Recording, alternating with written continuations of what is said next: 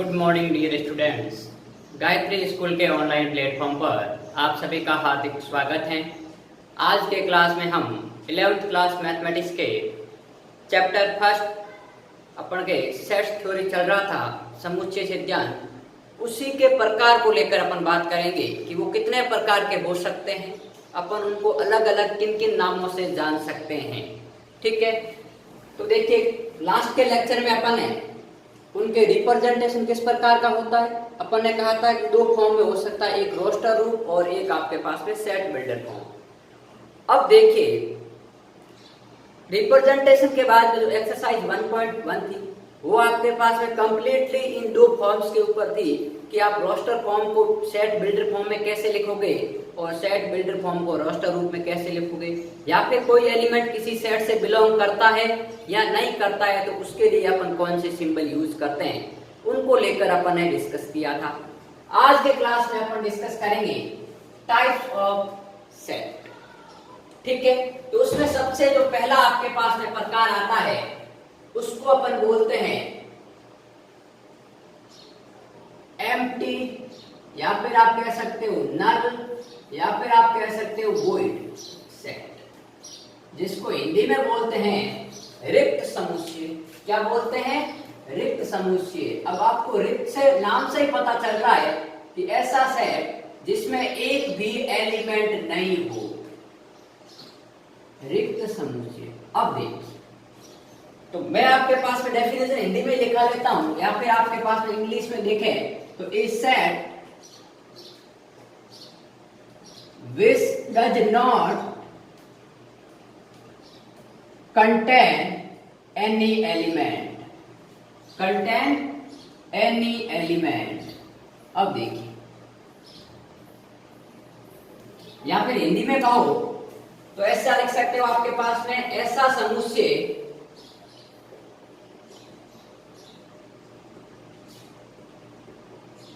जिसमें एक भी अवयव नहीं हो, जिसमें कोई अवयव नहीं हो, खाली हो पूरा, जिसमें एक भी अवयव नहीं हो या वस्तुएं नहीं हो। अवयव कह सकते हो, वस्तुएं कह सकते हो।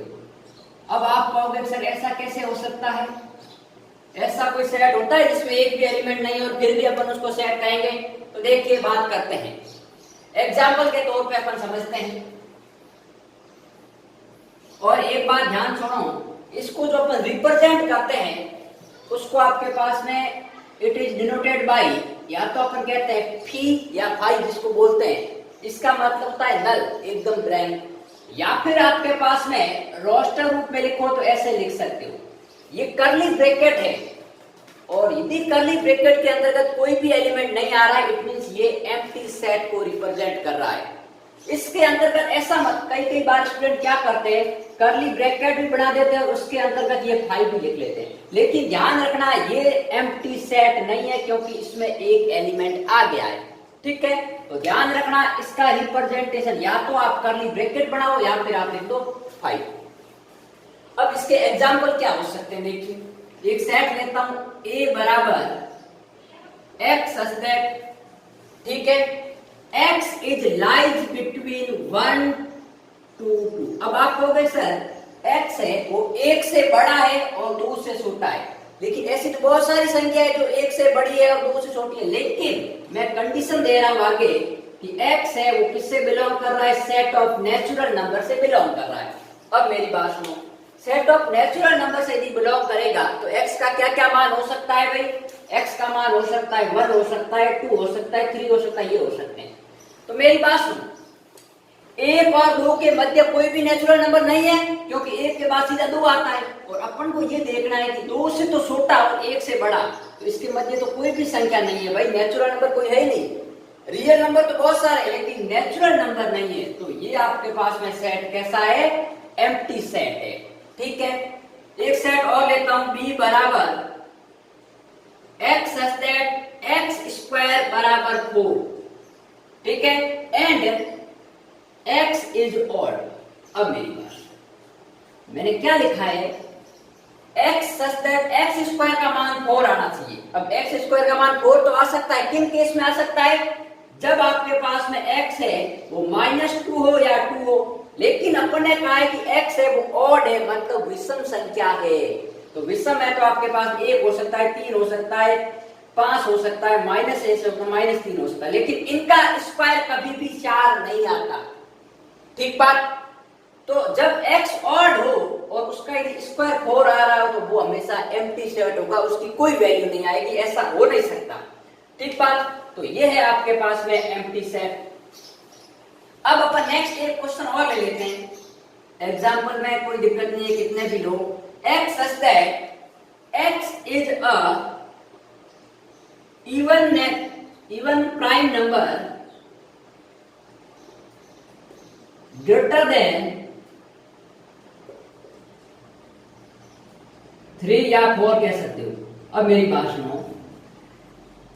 प्राइम नंबर मतलब अभाज्य संख्या। अभाज्य संख्या कौन कौन सी होती है? 2 होता है, 3 होता है, 5 होता है, 7 होता है, 11 होता है, 13 होता है। लेकिन इसमें से आपको हमेशा ध्यान रखना है, आपके पास नहीं। अपन इवन नंबर की बात करें तो 2 ही ऐसी संख्या है जो सम अभाज्य संख्या, बाकी जितने भी अभाज्य संख्या है सब विषम है। तो ये कह रहा है x is a even prime number, मतलब सम अभाज्य संख्या जो कि 3 से बड़ी हो। 3 से बड़ी आपके पास में कोई भी सम अभाज्य संख्या नहीं है। इसका मतलब ये सेट क्या है? एम्प्टी सेट है। ठीक है। तो ये थे आपके पास में एम्प्टी सेट के एग्जांपल। समझ में आ गया होगा कि एम्प्टी सेट क्या होता है। ठीक बात। अब अपन बात करते हैं सेकेंड टाइप को लेकर। उसका नाम है आपके पास में सिंगलटन सेट। क्या कहेंगे अपन? Singleton set. हिंदी में बोलते हैं एकल समुच्चय। A set which contain only one element। एकल का मतलब क्या है? एक। तो ऐसा समुच्चय जिसमें केवल एक ही अवयव हो, एकल समुच्चय। ठीक है। तो आप क्या लिखोगे? ऐसा समुच्चय जिसमें केवल एक अवयव हो। A set which contain only one element। ऐसा समुच्चय जिसमें केवल एक अवयव हो, केवल एक ही एलिमेंट हो। अब बात सुनो। आप कहोगे ऐसे कैसे हो सकता है? तो देखिए एग्जाम्पल लेके बात करते हैं। एग्जाम्पल ये है आपके पास में हो गया। ये अभी मैंने कहा था कि जब कर्ली ब्रैकेट के अंतर्गत 3 आ जाता है तो ये सिंगलटन सेट को रिप्रेजेंट करता है, एकल समुच्चय। क्योंकि ये है तो एलिमेंट और सेट के अंतर्गत आ गया, मतलब ये एकल समुच्चय है। ऐसे कई एग्जाम्पल हो सकते हैं भाई। ए लिख लो या आपके पास में नाम लिख लो। देखिए कोई भी लड़की का या लड़के का नाम लिख लो, कोई बुक का नाम लिख लो जिसमें एक ही नाम हो। ठीक है। तो ये आपके पास में समुच्चय है, वो आपके पास में सिंगलटन सेट कहलाता है, एकल समुच्चय कहलाता है। तो इनको नोट डाउन कीजिए, फिर अपन आगे बढ़ते हैं।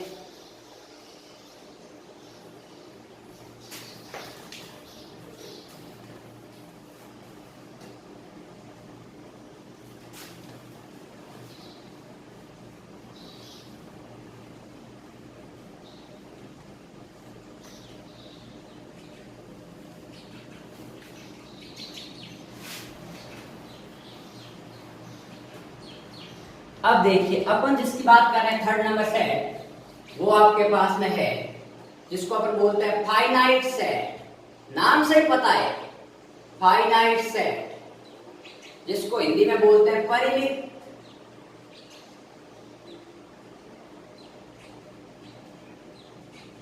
समुच्चय। परिमित का मतलब क्या है? आपके पास में जिसमें नंबर ऑफ एलिमेंट फाइनाइट हो, परिमित हो, इनफाइनाइट नहीं हो। तो आप क्या लिखोगे? ऐसा समुच्चय जिसमें अवयवों की संख्या परिमित हो आपके पास में या निश्चित हो। ठीक है। A set which contains certain number of element या finite number of element। ठीक है। तो क्या लिखेंगे? ऐसा समुच्चय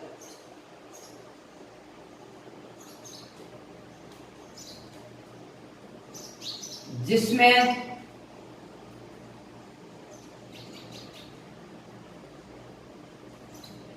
अवयवों की संख्या निश्चित हो, परिमित हो। निश्चित या परिमित हो।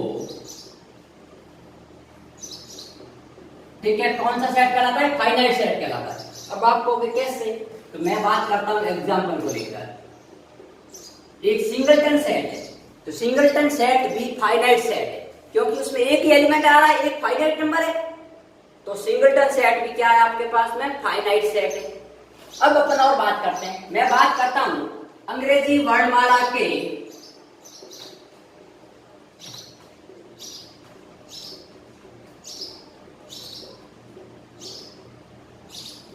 सभी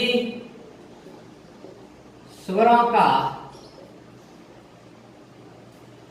समुच्चय। अभी इंग्लिश अल्फाबेट है, all vowels of English alphabet, collection of. तो देखिए क्या होता है आपके पास में, ये होता है ए ई आई ओ और यू, ये होता है 5। ये तो फिक्स है, फाइनाइट है, निश्चित है। ऐसा नहीं है कि अनिश्चित है, कभी आपके पास 5 हो जाए, कभी 6 हो जाए, कभी इनफाइनाइट हो जाए, ऐसा नहीं है। तो ये हो गया। आप लिख सकते हो कि आपके पास में गायत्री विद्या मंदिर के 11वीं कक्षा के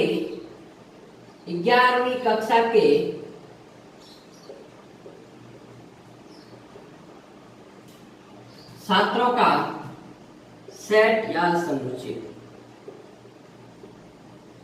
ठीक है, तो ये भी आपके पास गायत्री विद्या मंदिर है, उसमें 11th क्लास में पढ़ने वाले स्टूडेंट फाइनाइट है, हो सकता है 150 हो सकता है 200, तो वो फाइनाइट है। तो ये भी आपके पास में क्या सेट है? फाइनाइट सेट है। अब अपन नेक्स्ट बात करेंगे इनफाइनाइट सेट को लेकर। ठीक है, अपरिमित समुच्चय। तो आपके पास में 4th टाइप है, वो है इनफाइनाइट सेट, जिसको हिंदी में बोलते हैं अपरिमित या अनंत। अपरिमित, जिसको अपन परिमित नहीं कर सकते, बाउंड नहीं कर सकते, अपरिमित समुच्चय। अब बात सुनो, डेफिनेशन वही, ऐसा समुच्चय जिसमें अवयव की संख्या परिमित नहीं हो या अनंत हो या अनिश्चित हो। ठीक है, तो देखिए डेफिनेशन लिख लें, ऐसा समुच्चय जिसमें, मैं आपको सिंपल लैंग्वेज में लिखवा रहा हूं, कोई जरूरी नहीं है कि बुक वाली लैंग्वेज ही लिखे। ऐसा समुच्चय जिसमें अवयवों की संख्या या वस्तुएं कह सकते हो अपरिमित हो। आपके पास में अपन कह सकते हैं अनिश्चित या अपरिमित या अनंत कह सकते हो, अपरिमित हो। अब आप कहोगे ऐसा कैसे हो सकता है, तो देखिए अपन एग्जाम्पल देखते हैं। एग्जाम्पल में मैं कह रहा हूं, फर्स्ट एग्जाम्पल, इसका ये सेकंड है और ये फर्स्ट एग्जाम्पल। मैं कह देता हूं सेट ऑफ नेचुरल नंबर, प्राकृत संख्याओं का समुच्चय, प्राकृत संख्याओं का समुच्चय। अब प्राकृत संख्याओं का समुच्चय मतलब सेट ऑफ नेचुरल नंबर, ये होता है। ये क्या होता है? 1 2 3 4। अब ये कहां तक रुकेगा भाई, कोई फिक्स नहीं है, कहां तक भी जा सकता है। ठीक है, तो ये इनफाइनाइट सेट हो गया। सेट ऑफ रियल नंबर, वास्तविक संख्याओं का समुच्चय, सेट ऑफ रियल नंबर्स, जिसको मैंने कहा था जनरली अपन रोस्टर रूप में नहीं लिख सकते, तो ये होता है आपके पास में x such that x belongs to R। ठीक है, इसी प्रकार पूर्णांक का समुच्चय है। कई सारे सेट होते हैं जो कि इनफाइनाइट सेट होते हैं, जिसमें अवयवों की संख्या अपरिमित हो भाई। जैसे मैं कह सकता हूं 11 से बड़ी सभी प्राकृत संख्याओं का समुच्चय, तो 11 से बड़ी तो बहुत सारी प्राकृत संख्या है, वो भी इनफाइनाइट सेट है। ठीक है, तो ये आपके पास में 2 और प्रकार हो गए। एक बार इनका स्क्रीनशॉट लीजिए, फिर अपन 2 टाइप्स को लेकर और बात करेंगे और फिर क्लास को खत्म करेंगे।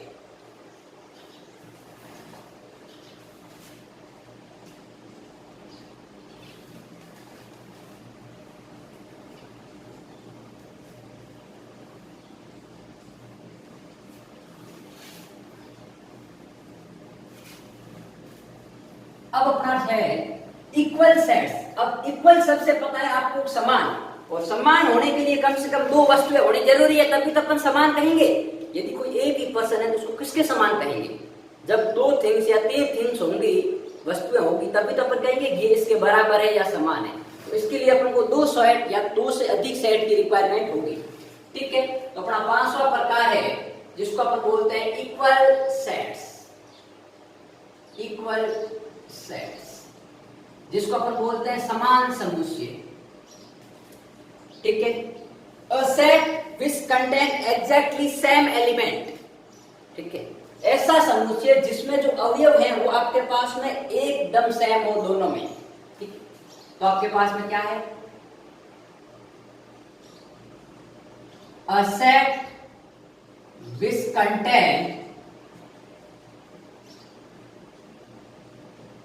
कंटेन एग्जैक्टली, मतलब आपके पास में एग्जैक्टली सेम एलिमेंट्स।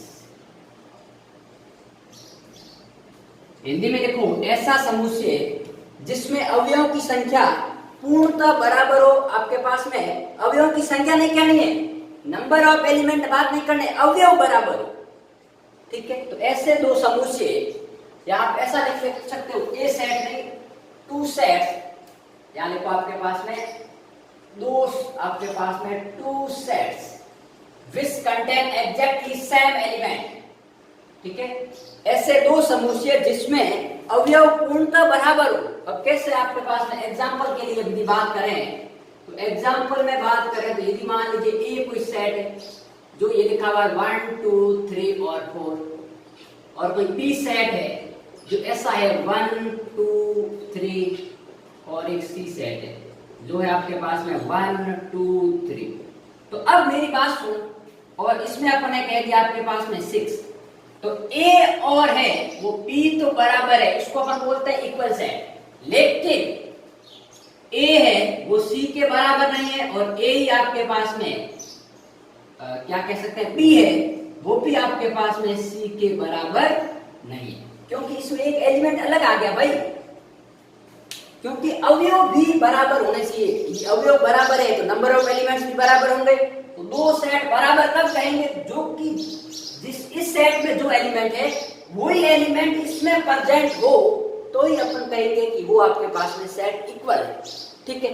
जैसे आपके पास में ये कह दिया जाए कि ए कोई सेट है, ए बराबर ए बी और सी, और दूसरा कोई सेट है बी बराबर बी सी ए, तो ये दोनों सेट है वो इक्वल है। ए है वो बी के आपके पास में क्या है, कंप्लीटली इक्वल है, ठीक है। तो समझ गए होंगे कि कौन कौन से सेट को अपन इक्वल सेट कहते हैं। दो समुच्चय समान समुच्चय कहलाते हैं यदि उसमें अवयव है वो पूर्णतः बराबर हो आपके पास में दोनों सेट में। अब एक वर्ड आता है समतुल्य, इक्विवेलेंट, इक्विवेलेंट सेट्स, जिसको हिंदी में बोलते हैं समतुल्य।